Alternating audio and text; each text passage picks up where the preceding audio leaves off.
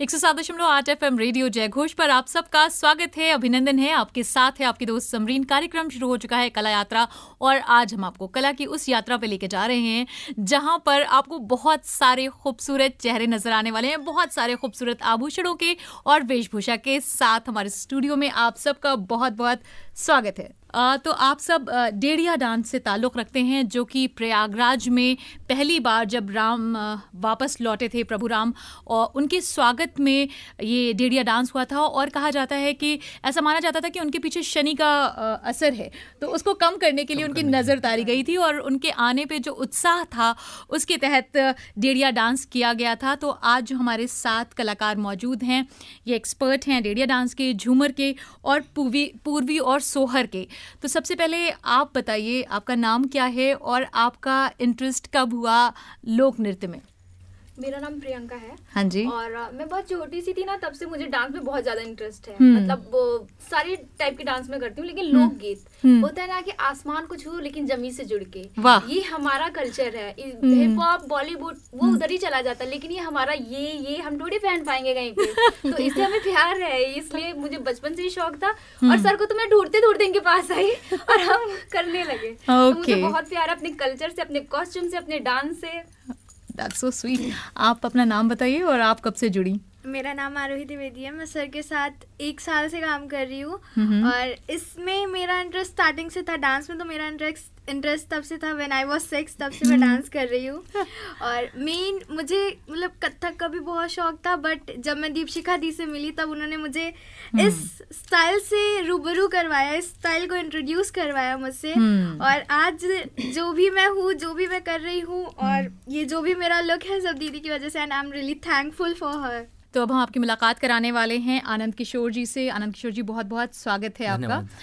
आपने कब सोचा, बिकॉज ट्रेंड तो ये नहीं चल रहा है, ट्रेंड चल रहा है इस वक्त हिप हॉप का, हिंदी सिनेमा का, बॉलीवुड सॉन्ग्स का, लोग एकदम रील्स के पीछे दीवाने हैं। उसमें आप अपनी लोक कला और संस्कृति को आगे बढ़ाते हुए तमाम बच्चों में ये हुनर डाल रहे हैं, सिखा रहे हैं उन्हें। कैसे आपके जहन में ये ख्याल आया? मैं पिछले 30 वर्षों से लोक संगीत से जुड़ा हूँ।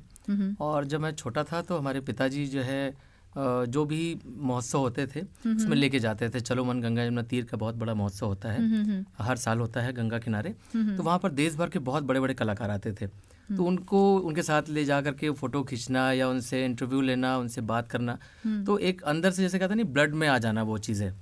तो अंदर से ये हुआ कि क्या मैं भी ऐसा कर सकता हूँ। तो कुछ कलाकार ऐसे मिले कि जिन्होंने कहा कि आप बेटा सीखो इस चीज़ को लेकर के, इसको लेके आगे बढ़ सकते हो। लेकिन फोक से बहुत दूर था मैं। फिर धीरे धीरे मैं इस लाइन में आया। मैं सबसे पहले मैंने ढोलक बजाना सीखा, ढोलक में बजाता रहा, और इसके लिए मुझे मिनिस्ट्री ऑफ कल्चर से फेलोशिप भी मुझे मिली है। और साथ में फिर मैंने कहा कि कुछ ऐसा विषय लिया जाए जिसको हमारे संस्कृति से जोड़ता हो। तो फिर हुआ क्या कि प्रयाग का एक बहुत ही पारंपरिक खूबसूरत लोक नृत्य है ढड़िया, जो हमारे कलाकार करते हैं। तो इसके लिए मैंने गीत लिखा, और उसके बाद ग्रुप बनाया एक मैंने। तो धीरे धीरे सब जोड़ने लग गए, और हमारे गीत को गाया भी अंकिता ने है, बहुत खूबसूरत गाया उन्होंने। उस गीत को मैंने लिखा, उसके बाद फिर सारे कलाकार को जोड़ना शुरू किया। फिर इसमें सबसे ज़्यादा तो नए युवा जो हैं ये सब जुड़ने लगे, जबकि उम्मीद नहीं थी, क्योंकि आज के समय में लोग जहाँ हिप हॉप और वेस्टर्न की तरफ भागते हैं, तो इन्होंने जो है ये खूबसूरत जो ड्रेसेस है, ज्वेलरीज है, इसको देख करके बड़े आकर्षित हुए। फिर हमसे जुड़ना शुरू हुए। अब तो देश भर के बहुत बड़े बड़े महोत्सवों में स्पेशली बुलाया जाता है ढड़िया को। वैसे तो एक छोटा सा शहर है प्रयागराज, लेकिन चूंकि ये भगवान से जुड़ा हुआ है, भगवान श्री राम जब 14 वर्ष का वनवास पूर्ण करके अयोध्या लौट रहे थे, तो प्रयाग की पावन धरती पर आए थे। उन्होंने वहाँ की आरती उतारी थी माँ गंगा की।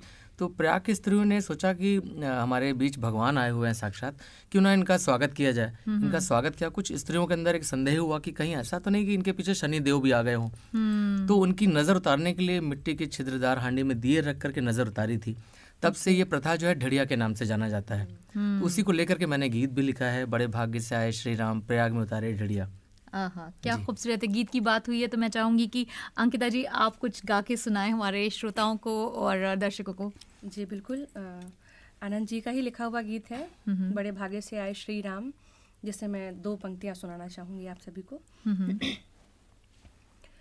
बड़े भाग्य से आए श्री राम, प्रयाग में उतारे ढेड़िया, बड़े भागे से आए श्री राम, प्रयाग में उतारे ढेड़िया, जुग जुग जिए सियावर राम की नजर उतारे ढेड़िया, जुग जुग जिए सियावर राम की नजर उतारे ढेड़िया।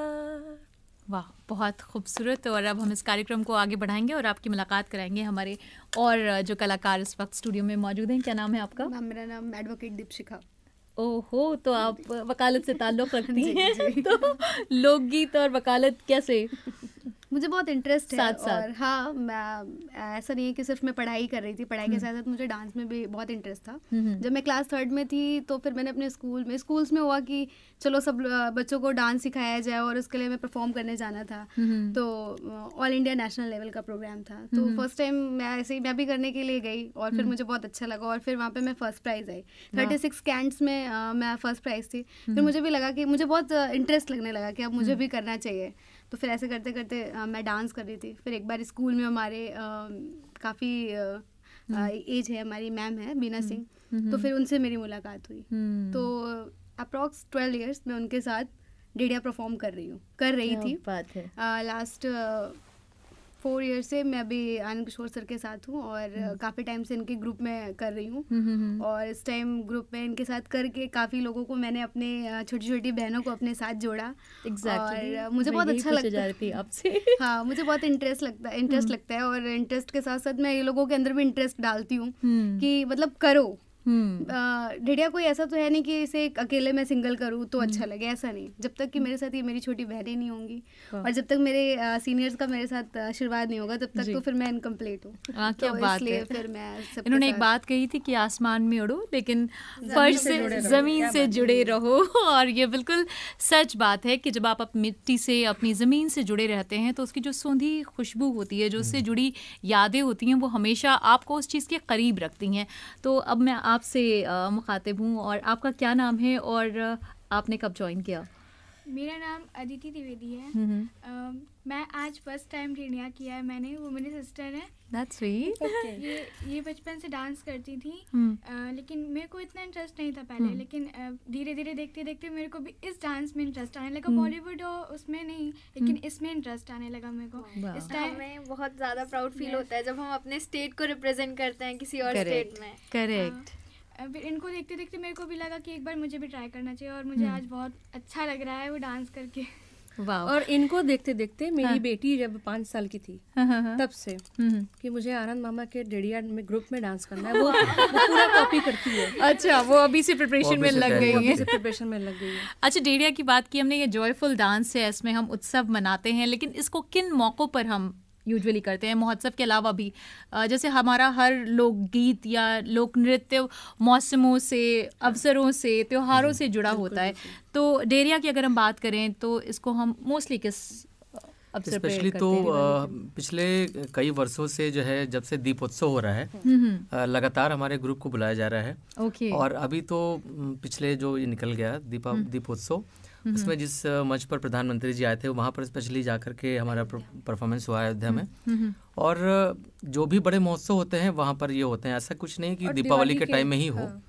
सभी बड़े महोत्सव में एक्चुअली बहुत कलरफुल है ये, और भगवान श्री राम से ये संबंध है, इसलिए भी लोग बहुत पसंद करते हैं।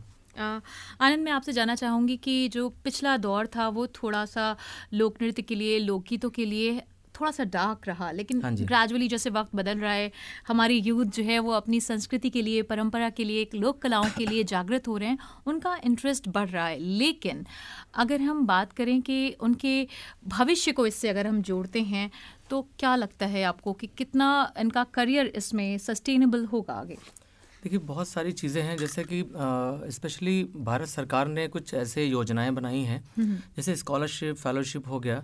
इसमें बहुत सारे जो युवा कलाकार हैं वो स्कॉलरशिप भरते हैं फॉर्म, और इसमें भारत सरकार उन्हें जो है स्कॉलरशिप देती है। और इस फील्ड में उन्हें सीखने के लिए बहुत सारे सुविधाएं मिलती हैं, पैसे मिलते हैं। किसी अच्छे गुरु के पास जाकर के वो सीख भी सकते हैं इस चीज़ को लेकर के। और आज के लिए तो सबसे बड़ा जो मीडिया है, मल्टीमीडिया आ गया, मोबाइल फ़ोन आ गया, इससे क्या है कि छोटी छोटी रील्स बना करके लोग वीडियोस को जो है शेयर करते हैं लोगों के पास, उससे भी पैसे बहुत सारे लोग कमाते हैं। लेकिन हमारी संस्कृति को जन जन तक पहुंचाने के लिए बहुत अच्छा माध्यम है ये, कि लोग व्हाट्सएप पर, फेसबुक पर लाइव करते हैं। हमारे जो भी शोज होते हैं उससे लोग कभी कभी तो लगता है कि जैसे कि आसमान से सीधे ज़मीन पर जो है तारे उतर आए हों, इतने ढेर सारे फ़ोन दिख जाते हैं सामने से। तो खुद भी बहुत अचंभित होते हैं, क्या ये हम लोग साक्षात देख रहे हैं कि ये सिर्फ सपना है ऐसा। क्योंकि अक्सर देखा करते थे बड़े बड़े जो शोज़ होते थे, बड़े बड़े जो इवेंट होते थे, जो इंटरनेशनल लेवल के जो आर्टिस्ट होते थे, उनके शो में लोग हज़ारों लाखों की भीड़ होती थी और लोग अपना फ़ोन उठा करके बस ऐसे लगाए रहते थे और फ्लैश लाइट चमकती थी।